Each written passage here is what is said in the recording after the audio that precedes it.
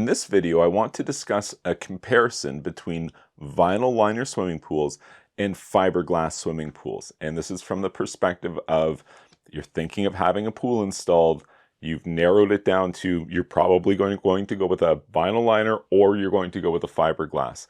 Commonly in this equation, I would expect to see a gunite, shotcrete, or concrete swimming pool being more money than these other two options. That was always the way that I believe it was intended to be, and I was surprised that in some areas fiberglass swimming pools sell for as much or more as a concrete swimming pool, and that as a pool specialist, that never really computed to me. It made more sense to me that it was a comparable product to a vinyl liner swimming pool, and hopefully in your area that's what it is. You've gone price shopping, the gunite pool is not for you, you're going to go with fiberglass or vinyl liner. Let's talk about some of the comparison points here, and maybe this will help you to make a more informed purchase decision here for this pool you're going to have installed. So we'll start with a lot of the marketing material that you see behind fiberglass pools. I don't really like or agree with a lot of the message, like choose a fiberglass pool because you're going to use less chemicals. And I don't agree with it because even if it's true, it's such a marginally small difference to like a vinyl liner pool. This is not a real point of comparison to me. I don't think that you should make a purchase decision based on that statement because I don't think it's true enough to actually be a critical point of comparison here. Vinyl liner swimming pools don't really experience marketing messaging in the same way that fiberglass pools do, because fiberglass pool companies market their product nationwide. Vinyl liner companies are kind of like a bunch of individual components which come together to equal a vinyl pool. Like even a vinyl pool kit manufacturer on the national level is going to do 1/10 the amount of advertising that fiberglass pool companies do in trade shows and magazines and things like that, and very, very boastful claims about all the great things about fiberglass pools. And there are definitely some great things about fiberglass pools. Just the marketing message is, it's important to differentiate between what is a substantial reason to buy this pool versus, what the salesman tells you that kind of gets you to write your name on the dotted line. And so let's talk about a real and substantial reason to choose this fiberglass pool. Are you planning for a ledge, like a lounge, something where the water is 4, 6, 8, or 10, 12 inches deep, something like that? It's the Baja ledges. There's different terms for them, but ultimately it's a design feature that's very common these days. And a lot of people will go into this purchase knowing, I want that. That's definitely a feature I want. It's not a thing that they're looking at for costs. They're like, no, my pool is definitely going to have this lounge area. If that is you, you should get a fiberglass pool. It's not that you can't accomplish a ledge with a vinyl liner pool. In fact, you can absolutely do that. I have a lot of faith in vinyl liner pools in terms of the interior surface. A lot of people think that they're, not robust, but I know that they are because I've been dealing with them for 30 years. You can put a ledge in a vinyl liner pool and it will work, but I don't like it because it's too slippery. And in this, shallow water environment, if you're going to have a hole in the vinyl liner, that's where you're going to have it for sure. Normally in a vinyl liner pool, if you're going to have a hole, it's probably in one of the corners. But an entire area that's 8 inches deep, I don't love this because it complicates the liner installation process. It makes the liner buying more expensive. It makes it more likely to develop wrinkles, more likely to have holes. It's extra slippery, especially if there's any kind of algae or anything like that. I just think that the fiberglass is a safer design choice when you want a ledge in your swimming pool. So talking about safer design choice, what if you love your golden retrievers? You've got 7 golden retrievers and they're definitely going to be swimming in your pool. You can, again, have dogs swim in a vinyl liner pool. I have a high degree of confidence that you can do that. And as long as the dog's not just going mad at the side wall trying to dig its way out of the pool, your liner's probably going to be fine. Commonly, I recommend you train the dog where the stairs are so the dog knows how to get out of the pool. But if you had 7 golden retrievers that were going to be using the pool every day, probably that fiberglass pool is a better choice for you. Like, it is definitely a more robust interior surface than a vinyl liner. So if you know that your pool is going to be put through the paces in terms of the exposure to wear and tear, maybe that fiberglass pool is the better option for you. Let's jump to maintenance here. This is another marketing message that you might hear from a fiberglass pool salesman. Our pools are basically maintenance free, hardly even need to do anything to them at all, and all of that stuff, you can just forget about it, because that is pure just marketing spiel and there's no substance to that statement.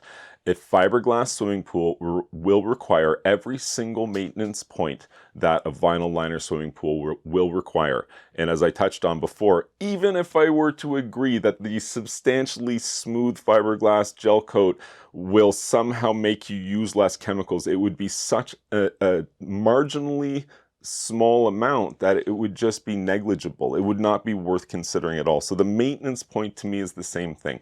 You're not going to spend less time maintaining a fiberglass pool than you spend maintaining a vinyl liner swimming pool. They're going to be very equal in terms of the amount of maintenance, and it's more the decisions that you're making in terms of the pool package, the filtration setup. Do you have any peripheral systems like UV or AOP, or these kinds of things will substantially change how much maintenance time you spend on this pool. Choosing a fiberglass versus a vinyl liner, not so much. Since I said the word maintenance here, that brings me to the point of fiberglass pool maintenance. That's another pro for the fiberglass pool. You might hear a statement from marketing that like fiberglass pools last forever, they never need to be refinished. I definitely disagree with that statement, but I do certainly agree with that it has a very robust interior surface, and when well cared for, a fiberglass pool could last decades in terms of service life before needing to be refinished. So that's a great thing, and a lot of people would look at that and go like, I actually really like that, and I don't want to have to worry about this interior surface for 20 or 30 years. And with every other pool package, concrete or vinyl liner, you're going to be worrying about the interior surface before the 30-year point. So that's an advantage for fiberglass pools. But taking that same advantage, I'm just going to apply that to vinyl liner pools for a second here. And something that vinyl liner pool owners talk about is that every 10 years or so, maybe that's an average number, that people are replacing the liner in their in-ground vinyl liner pool. Oftentimes, pool owners are fairly excited to do so because they've grown tired of looking at the old liner, and they're definitely excited. I mean, every liner pool owner is excited about choosing the liner pattern for their next pool. You're handed a booklet of liner samples that you scroll through, and you got to pick one based on how you imagine it's going to look in your giant swimming pool once it's full of water. And it's kind of a cool process, and it definitively can change the look and feel of your backyard. Absolutely. Fiberglass pool, not so much. Choose the one you like because you're going to be looking at it for 30 years. So that's, there's a difference here in terms of just one is not right and one is not wrong. These are just kind of different experiences that you're going to have as a pool owner, and you as the pool owner now get to decide what are your priorities? What are your expectations of function? And that is going to help you to make a more informed decision here, because as long as you're not surprised with a bunch of stuff you didn't know about, you'll probably be happy with your purchase. If you make your purchase and then you're surprised with a bunch of stuff you didn't know about, that would make you potentially unhappy. So that's what we're trying to avoid here, just by providing you with some comparable information points here for these pools. So let's continue on that road. I have a point for both vinyl liner and fiberglass as a pro, and that is both are kind of do-it-yourself friendly pools. And this isn't for everybody, and as a pool specialist, I don't necessarily recommend that you build your own pool, but for better or worse, there are people out there doing it, and they're going to take on these challenges. And don't build a concrete pool yourself. I mean, you can if you're a really intrepid do-it-yourselfer, but for the most part, don't. If you're going to do it yourself, fiberglass or vinyl liner is where it's at. Both of them can be accomplished by somebody who has a strong will and a tight budget, and they're going to get out there and get the job done. And both of those pools, the vinyl liner and the fiberglass, would have its own advantages during that process. And if you're wondering, how am I supposed to dig a fiberglass pool? Well, you need a competent guy digging the pool, a competent person digging the pool, and you need to have the manufacturer of the shell provide you with some sort of support for the installation process. That's how that would work over here. Vinyl liners, I mean, they come with an instruction manual. And it's not like a thing the size, half the size of your house that you have to crane into place. That's intimidating.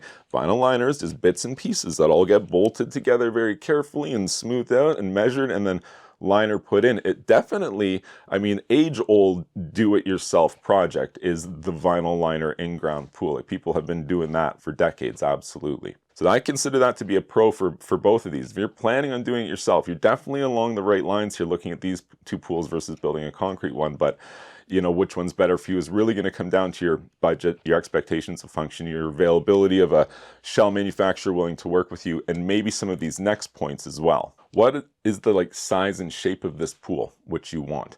Because that's going to factor in here. Both fiberglass and vinyl liner pools are somewhat limited in their design choices. I heavily lean on and endorse rectangle pools. So both vinyl liner and fiberglass you can get in rectangle, so you're good to go.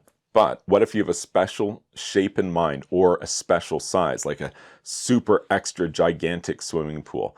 Well, with the fiberglass pools, I mean, they have to drive the thing down the road to get it to you, so there are some limitations, commonly like 16-foot width, whereas if you had a 40-foot long vinyl liner pool, it's probably 20 feet wide if it's a rectangle. If you have a fiberglass pool and it's 40 feet long, it's probably 16 feet wide because it has more limitations. So does this matter to you? Well, that's up to you to decide, but these are limitations that you should be aware of. Okay, moving on to climate. Where do you live? Do you live in an area where it is unusually hot all the time, swim year-round, fairly dry? Fiberglass. Do you live in a climate where it experiences sub-zero winter temperatures, long deep freeze cycles over the winter season every year? Or do you have very high groundwater tables where you dig into the ground and pretty soon you've got water there? Both of those are vinyl liner pools to me, because in the opposite situation, you can have problems. It's not that it can't be done, but there can be problems associated with it. Fiberglass pools don't perform the best in cold climate applications. That's something that I've always leaned away from the fiberglass pools in cold climates for this reason. First of all, it's plastic, it's resin, and it's minus 30 outside. And the ground, moves a lot and stuff like that. It's not great. It's not a perfect situation for fiberglass swimming pools. And that's why commonly in very cold areas, vinyl liner is king. And what that means is that 95% of the pools out there in people's backyards will be vinyl liner swimming pools. It just weathers cold climates very well. Concrete pools don't do so very well. Fiberglass pools don't do so as well. I'd say concrete pools are the worst. Fiberglass pools not as bad as concrete pools, but still not as good. I can't drain to winterize as readily with a fiberglass pool as I would with a vinyl liner pool. And along those lines, talking about that water table issue, when you have a high water table, this complicates your swimming pool quite a bit. The installation, repairs and renovations down the road, it's a constant consideration for you if you have a high water table. And if I have a high water table, I don't want a fiberglass pool, because the penalty of making a mistake here is pretty severe. The whole pool can pop out of the ground. Like a concrete pool, there's hydrostatic pressure, you need water in the pool, or else the pressure can lift the pool out of the ground, permanently breaking it. That is on the table when you have a fiberglass swimming pool. When you have a vinyl liner pool, that is not on the table. Fundamentally, because of the way they're constructed, all of the shell is not waterproof. It is only the interior surface, the liner itself. So in the event where you have that extreme hydrostatic pressure situation, your liner pool leaks through the wall and floor seam. It just leaks right through the floor itself, and the liner itself will float. That is your worst case scenario. A lot less severe than this. And ideally, when the water table recedes, the liner will sit back down. And maybe this happens all the time in your pool and you don't even know about it. And if it is a problem, if it is to problematic levels, there are things you could do, like installing sump wells to control the groundwater table around your pool during periods of time when you're renovating, or during periods of time of year where there's a lot of rain and high groundwater tables. The penalties with the vinyl liner pool are just less severe, and that's why I prefer it to the fiberglass pool in the high water table environments. And then with the cold climate, again, vinyl just does better in cold climates, and that's why traditionally it's always been used for those applications. So let's just talk about cost for a second here. Both the fiberglass pool and the vinyl liner pool package, to me, the pool specialist, should cost about the same.